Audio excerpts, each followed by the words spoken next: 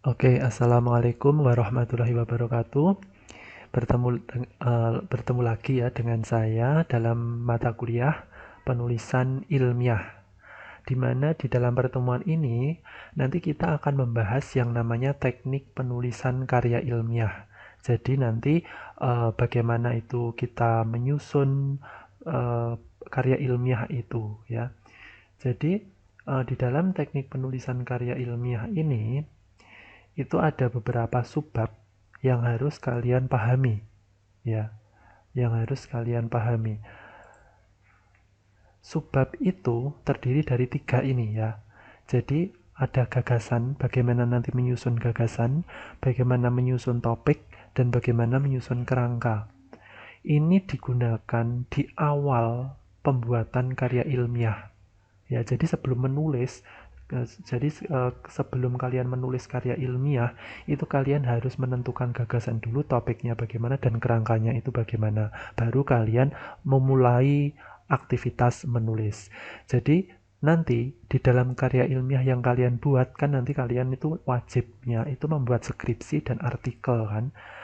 Ketika mau lulus ya itu wajib membuat skripsi dan artikel.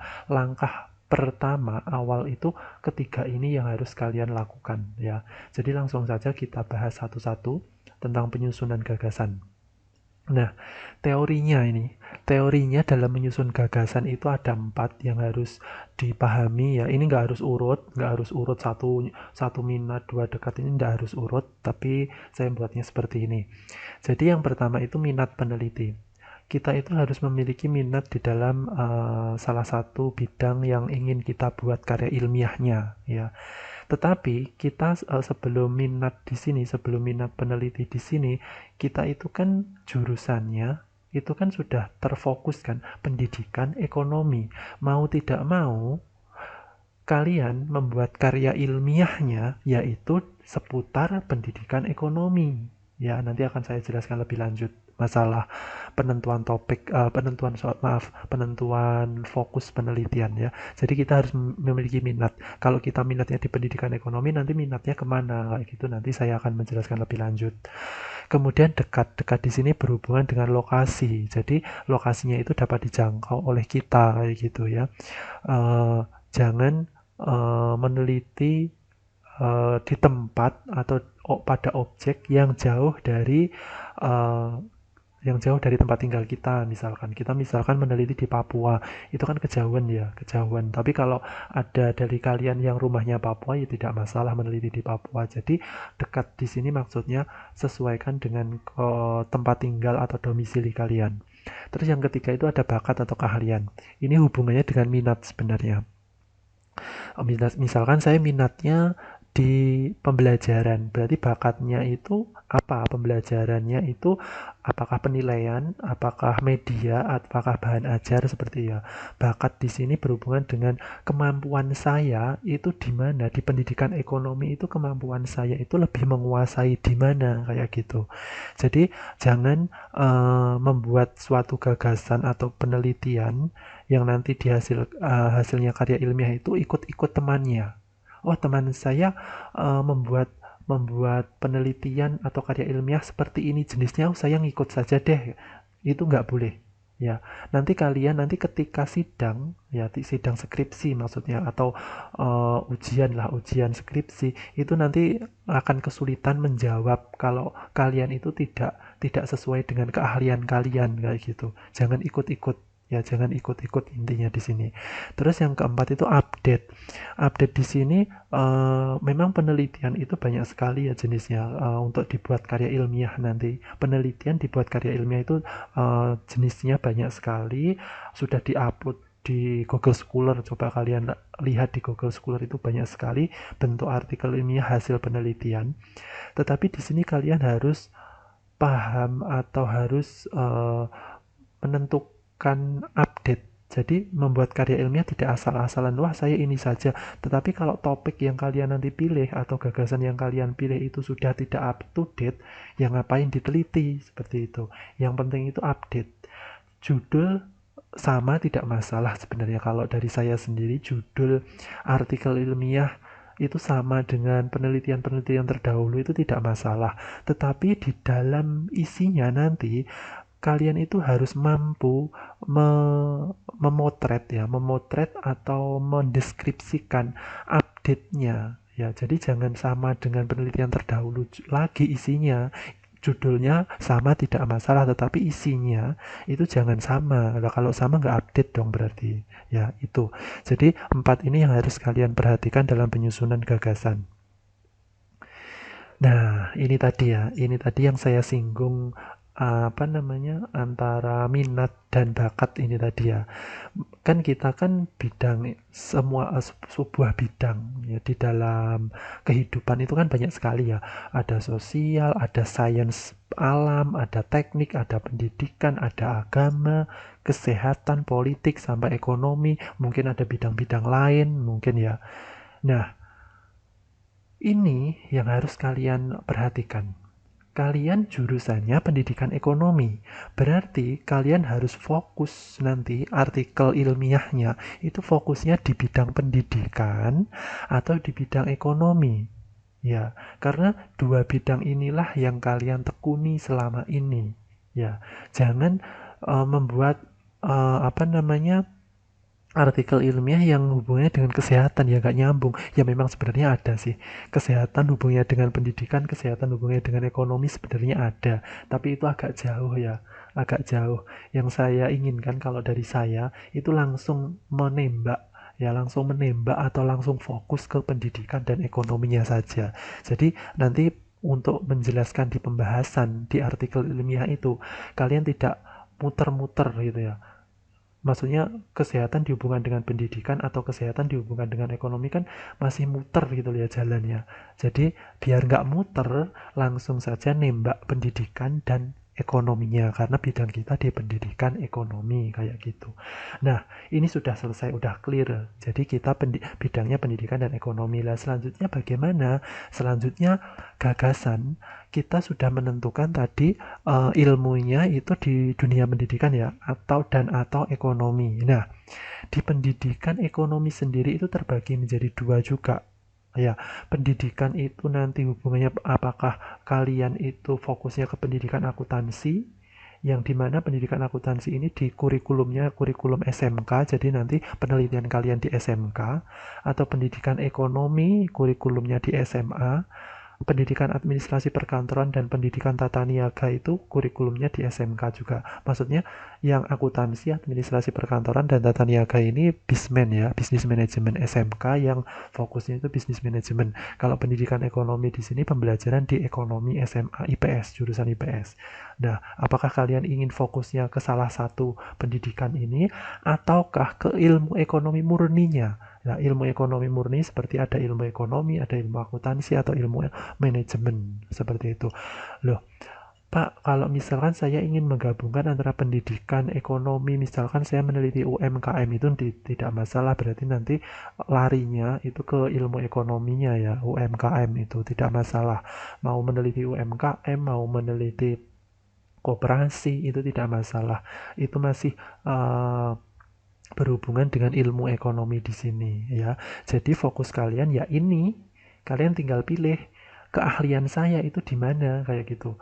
Apakah ilmu ekonominya apa atau akuntansinya ataukah manajemennya ataukah di pendidikannya di sekolahan itu tergantung kalian. Sesuaikan dengan keahlian kalian ya ini. Jadi mau nggak mau kita membuat artikel ilmiahnya ya tentang seputar ini ya itu. Kemudian membuat gagasan sekarang. Keahlian, misalkan ini saya memberikan contoh, misalkan saya, keahlian dan minat saya itu di pendidikan ekonomi, jadi saya meneliti di sekolah ya, pendidikan ekonomi berarti saya meneliti di kurikulum SMA-nya, berarti dekat, kriteria dekat di sini misalnya saya SMA X ini saya bisa menjangkaunya, jadi saya meneliti di SMA X tentang pembelajaran ekonominya, seperti itu. Update di sini ini banyak sekali penelitian di SMA tentang pembelajaran ekonomi itu banyak sekali. Nah, yang membedakan dengan artikel kita dengan artikel yang lain apa update-nya gitu loh. Makanya tadi saya bilang di awal judulnya itu tidak masalah sama dengan penelitian-penelitian terdahulu, tetapi ketika nanti di pembahasan, di isinya, isi artikelnya, kalian itu harus mampu menunjukkan update-nya. Ya, update dari judul yang kalian buat seperti itu. Misalkan di sini kan update-nya kan ada pandemi COVID ya, pandemi COVID sehingga pembelajarannya itu daring. Nah, ini update kan yang lagi booming sekarang itu kan ini. Jadi saya gagasannya meneliti tentang pembelajaran ekonomi di SMA X, pembelajaran daring ketika masa pandemi itu seperti apa sih kayak gitu ya. Tetapi di sini yang kedua itu penyusunan topik. Setelah kita sudah mampu memotretkan gagasan, sudah mampu uh, membuat suatu gagasan, kemudian kita langsung ke penyusunan topik. Topik itu apa sih? Apa tidak sama dengan gagasan? Itu berbeda. Topik itu lebih sempit lagi dengan gagasan. Jadi uh, gagasan dulu baru topik gitu loh. Jadi topik itu di bawahnya gagasan. Nah, topik di sini itu ngapain sih menyusun topik segala gitu. Langsung judul aja kan nggak masalah, ya nggak masalah sebenarnya. Tapi langkah-langkahnya itu seperti ini ya. Jadi topik di sini tujuannya itu untuk mempersempit gagasan. Nah, di sini. Karena topik itu letaknya di bawah gagasan, sehingga fokus karya ilmiah yang kita buat itu lebih spesifik gitu loh. Nah, kalau kayak segini, membuat gagasan, ini kan masih luas ya ini, pembelajaran daring yang seperti apa, kan belum tahu kita meneliti pembelajaran daring seperti apa, kan banyak sekali pembelajaran daring itu gitu kan. Khususnya pembelajaran daring di ekonomi itu, di SMA itu kan banyak sekali caranya, itu makanya pembelajaran daring yang seperti apa itu difokuskan ya, ini namanya topik kayak gitu. Misalkan di sini langsung saya contohkan saja. Penyusunan topik tadi saya sudah gagasannya tentang pendidikan ekonomi, pembelajaran daring di SMA. Nah, di sini ada banyak lagi. Ada apakah saya fokusnya ke media, bahan ajarnya, model pembelajarannya, guru ekonominya, atau penilaiannya. Nah, kayak gitu. Kita bisa meneliti semua. Tapi ingat, sesuaikan dengan kemampuan kita ya, sesuaikan dengan kemampuan kita. Kalau saran saya, pilih salah satu saja. Misalkan di sini kan banyak sekali penyusun topiknya kan di pendidikan ekonomi, pembelajaran di sekolah. Itu saya misalkan fokusnya tentang media. Media itu berhubung, saya fokusnya di media misalkan. Nah, saya fokusnya membuat topik media. Media apa yang cocok di masa pandemi? Misalkan ini saya ingin membuat suatu media pembelajaran di mana siswa itu dapat melihat kapanpun dan dimanapun materi yang akan saya sampaikan gitu. Misalkan siswa lagi membantu orang tuanya, atau siswa lagi bekerja, atau tidak ada waktu ketika pembelajaran pas hari itu ya, ataukah tidak memiliki kuota, kan banyak kendala ya di pembelajaran daring. Makanya saya membuat video di mana video ini itu dapat diakses kapanpun. Jadi siswa itu dapat belajar kapanpun, tidak hanya pada waktu itu saja kayak gitu ya. Makanya saya menciptakan sebuah media video. Nah, topiknya saya menentukan efektivitas media video dalam pembelajaran ekonomi pada masa pandemi COVID-19 di SMA X ya. Kenapa harus efektivitas? Karena saya ingin melihat video ini apakah efektif nggak sih dalam pembelajaran ekonomi di masa pandemi kayak gitu.